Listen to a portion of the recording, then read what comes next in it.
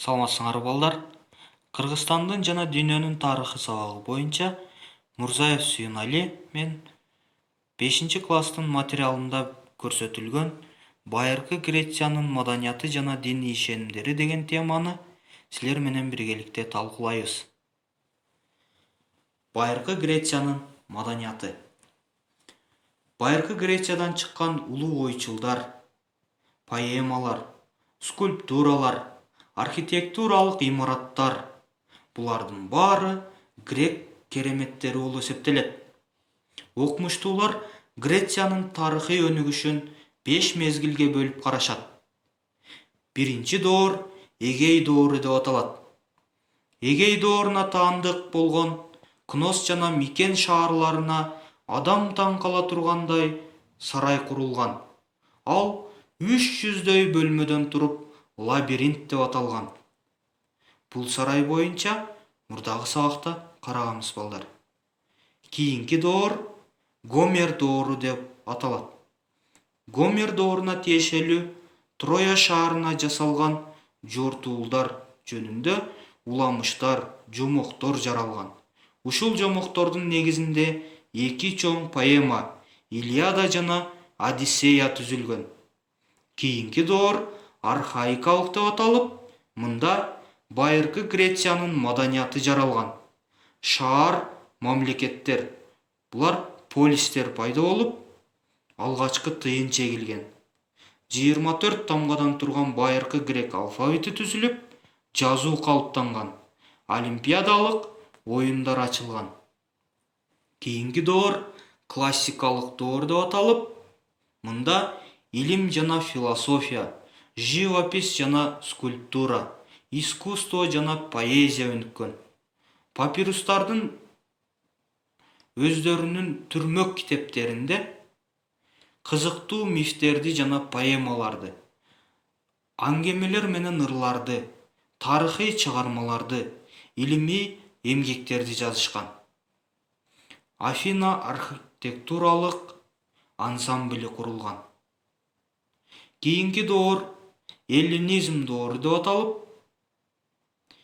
эллинизм доорунда Александр Македонскийдин түзгөн империясынын негизинде чыгыш жана грек маданиятынын жуурулушуусу эллинизм маданиятынын калыптанышына жана гүлдөп өнүгүүсүнө алып келген. Гомердин Илиада жана Одиссея поэмалары. Троя шаарына жасалган жортуулдар жөнүндө уламыштар, өтө көп жомоктор жаралган. Ушул жомоктордун негизинде Илиада жана Одиссея поэмалары түзүлгөн. Уламыштар боюнча бул поэмаларды байыркы гректердин сокур акыны Гомер жараткан. Поэмалар биздин заманга чейин 8-кылымда түзүлүп, 6-кылымда жазылган деп болжолдонот.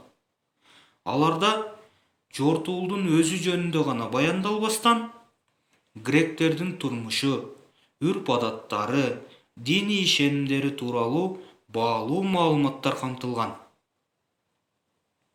Биздин заманга чейин 13-12-кылымдарда грек уруулары Кичи Азиядагы Трояга жортуулга чыгышат. Буга Спарта падышасынын сулуу аялы Эленаны Троянын падышасы Паристин Трояга алып качып кетиши себеп болот. Спартанын падышасы армия топтоп Трояга каршы чабуулга чыгат. Алар 9 жыл Трояны курчоого алышат. Акыры гректер Трояны алуу үчүн Одиссейдин кеңеши менен ичи көңдөйлүү чоң жыгач ат жасашат. Ошол жыгач аттын ичине гректердин бир нече жоокери жашынышат. Грек армиясы троялыктардын чегинимиш болуп жакын аралдардын бирине барып токтошот. Троялыктар жыгач атты гректердин Кудайга берген тартуусу деп кабыл алышып, шаарга сүйрөп киргизишет. Түн ичинде аттын ичинен чыккан грек жоокерлери дарбазаларды ачып, Трояны басып алышат. Элин кырып, байлыгын талаптанышат. Трояны өрттөп, жер менен жексен кылып талкалайт. Ушундан улам Троя аты деген сөз коркунучтуу белек деген маанини түшүндүрүп калган. Поэма андан ары Троядан өзүнүн мекени Итака аралына кайтып келатканда Одиссейдин башынан өткөргөн окуялары жөнүндө баяндалат. Грек жерлери Эгей деңизи аркылуу узак жана кооптуу жолду басып өтүш керек эле. Аларды коркунучтар жана кырсыктар күтүп турган. Шамал кудайы деңизден катуу бороон чыгарат да гректерди жолдон адаштырат. Алардын кемелерин дөөлөр таш менен уруп талкалап, кемедеги адамдарды кырып салышат. Одиссейдин кемеси гана качып кутулат. Көптөгөн кыйынчылыктар менен Одиссей акыры сүйүктүү Итака өлкөсүнө кайтып келет. Илиада поэмасынын башкы каарманы Ахиллес. Анын энеси Кудай аял уулунун өмүрүнүн коопсуздугу үчүн бала кезинде эле аны Стикс дарыясынын жанына алып барып киринткен экен. Ыйык суунун касиети менен Ахиллестин денеси ок өткүс, кылыч кескис болуп калат. Салгылашуулардын биринде Ахиллес таманына сайылган жебенин негизинде курман болот. Байыркы Грециядагы билим берүү. Афина мамлекеттик мектептер болбогондуктан ата-энелер балдарын окутуу үчүн мугалимдерге акы төлөшкөн. Мыйзам боюнча билим алуу эркек балдар үчүн гана милдеттүү болгон. 7 жашынан балдарга жазуу жана эсеп үйрөтүлгөн. Грек мектептеринде окуучулар Гомер, Гесиод өңдүү акындардын ырларын жаттап, көркөм адабияттарды окуган. Гректердин көпчүлүгү Илиада жана Одиссея поэмаларын жатка билишкен. Балдар жана өспүрүмдөр бийлөөнү, ырдоону, сүрөт тартууну үйрөнүшкөн. Гректер ырдай же бийлей албаган кишини билимсиз деп эсептешкен. Эркек балдар 14 жашынан гимнастика менен машыгып, спорттун ар кандай түрлөрүн — күрөш, найза жана диск ыргытуу, узундукка жана бийиктикке секирүү, чуркоо жана башка спорттун түрлөрүн үйрөнүшкөн. Дүйнөлүк илимди өнүктүрүүгө зор салым кошкон Гераклит, Демокрит, Гиппократ, Диоген, Аристотель жана тарыхтын атасы деп аталган Геродот сыяктуу грек окумуштуулары чыккан. Байыркы грек театры. Дионис майрамында дыйкандар кыштактар менен шаарлардын көчөлөрүндө салтанаттуу жүрүштөрдү уюштурушкан. Алар беттерине түрдүү маскаларды, үстүнө текенин терилерин кийип алышып, Дионис жөнүндөгү мифтерди ырдап, Дионистин чоролору сатираларды, мифтерди элестетип көрсөтүшкөн. Салтанаттуу жүрүштүн катышуучулары шаардын же кыштактын атактуу кишилерин мыскылдап, көңүлдүү тамашаларды жасашкан. Көрүүчүлөргө ыңгайлуу болсун үчүн оюн дөңдө өткөрүлгөн. Актерлор кийимдерин алмаштырып кийүү үчүн дөңдүн ылдый жагына чатыр тигишкен. Кийин чатырдын ордуна чакан имарат салышып, оюн койгон кезде декорацияларды илишкен.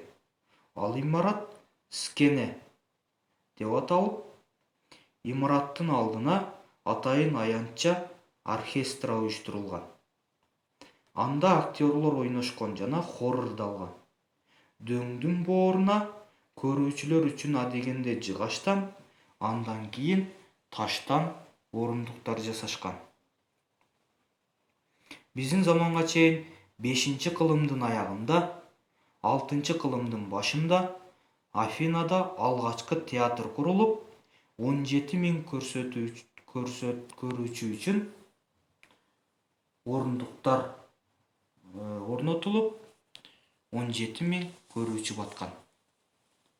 Тамашалар майрамдарга гана уюштурулуп, таң заардан башталып, күнү бою улантылган.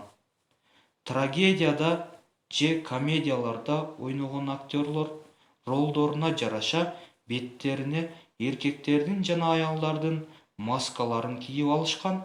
Бул маскалар ачуусу келген жана жалынып жалбарганын, кубанганын, кайгырганын билдирип турган.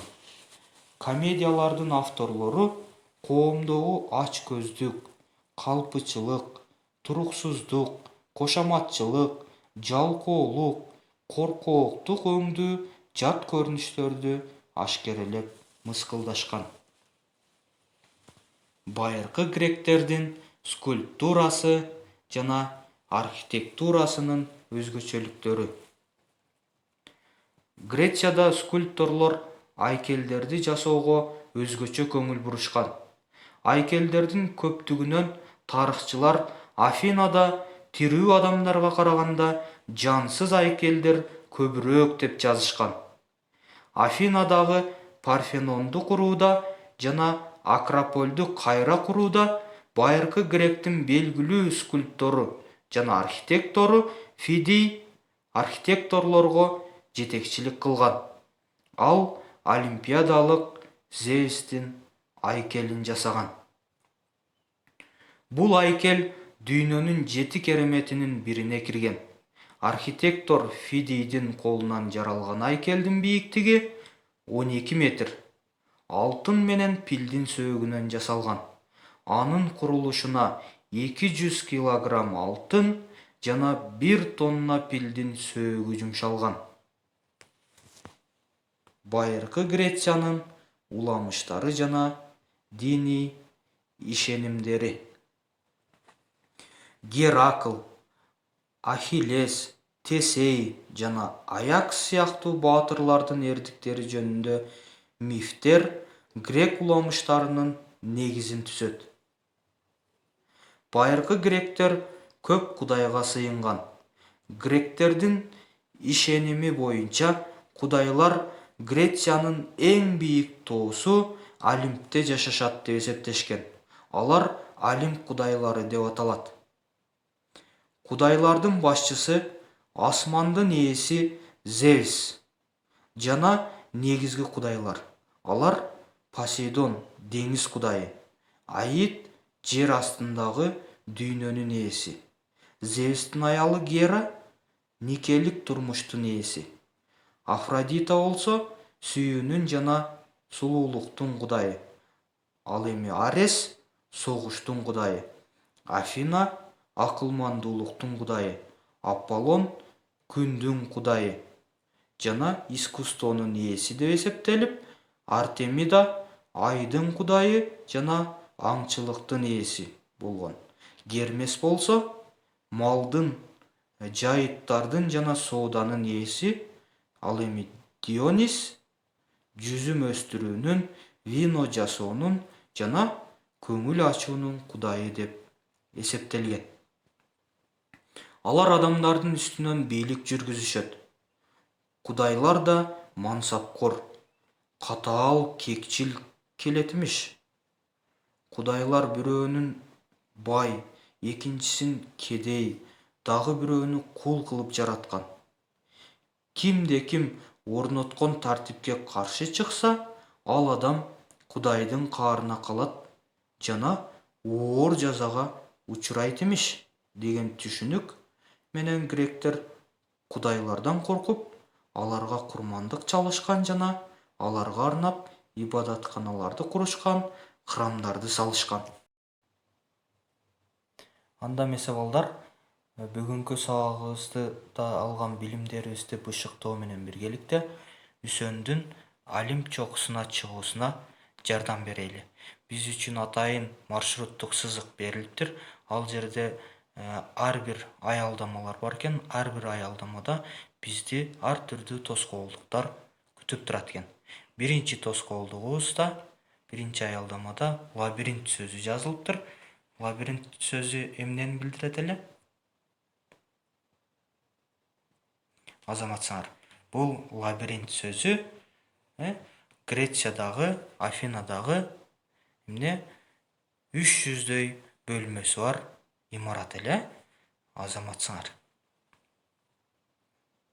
Кийинки аялдамабызда Гомер жазуусу бар экен. Гомер ким эле? Гомер бул Илиада Одиссея чыгармасын жазган гректин улуу жана көзү азиз акыны болчу. Азаматсыңар. Кийинки аялдамада Троя аты берилиптир. Троя аты деген эмне эле? Бул Троя аты эмне үчүн курулган эле, жасалган эле? Азаматсыңар. Бул Троя менен гректердин ортосундагы салгылашта Одиссейдин амалкөйлүгү менен жасалган ичи көңдөй жыгач ат болчу. Азаматсыңар. Кийинки аялдамабызга кетебиз. Кийинки аялдамабызда бизди Фидий сөзү күтүп турат экен. Фидий бул ким эле? Азаматсыңар. Олимпиадалык Зевс айкелин жасаган гректин белгилүү скульптору болчу. Кийинки аялдамага жол алабыз. Афина экен. Бул эмне эле? Азаматсыңар. Муну баарыбыз билет экенбиз. Афина бул гректердин кудайы болуп эсептелинет. Андан сырткары Афина шаары дагы бар эле. Мына ошол Афина шаары Афина кудайынын атынан коюлган болчу. Афина кудайы бул акылмандуулуктун кудайы болуп эсептелинет болчу. Азаматсыңар. Акыркы аялдамабыз финиште бизди Олимп сөзү күтүп турат экен. Олимп сөзү бул эмне? Айта электе эле баарыбыз жооп бердик. Олимп сөзү бул Олимп тоосу болуп эсептелинет дагы. Бул Грецияда болуп, байыркы гректер бардык кудайларды ошол Олимптин бийик чокусунда жашашат деп элестетишкен экен. Азаматсыңар, финишке жеттиңер. Үсөндүн Олимп чокусуна чыгуусуна чоң жардам көрсөттүңөр. Мына ушу менен сабагыбыз жыйынтыкталат. Силерге атайын үйгө тапшырмалар берилет. Күчүңөрдүн жетишинче аткарсаңар болот. Биринчи тапшырмабыз китептеги суроолорго жооп берүү 174 бетте. Ал эми кийинки тапшырмабыз терминдер менен иштөө, ал дагы ошол эле бетте. Ал эми 3-чү тапшырмабыз жумушчу дептердеги 1-чи, 2-чи, 3-чү тапшырманы аткаруу. Акыркы тапшырмабыз ребус түзүү. Бул байыркы грек кудайларын катыштырып түзүшүбүз керек экен. Мисалы, Деметр плюс А Деметра дегендей түшүнүк берилиш керек экен. Мына ушундай тапшырмаларды аткарышыбыз керек. Ушу менен сабагыбыз жыйынтыкталат. Саламатта калгыла.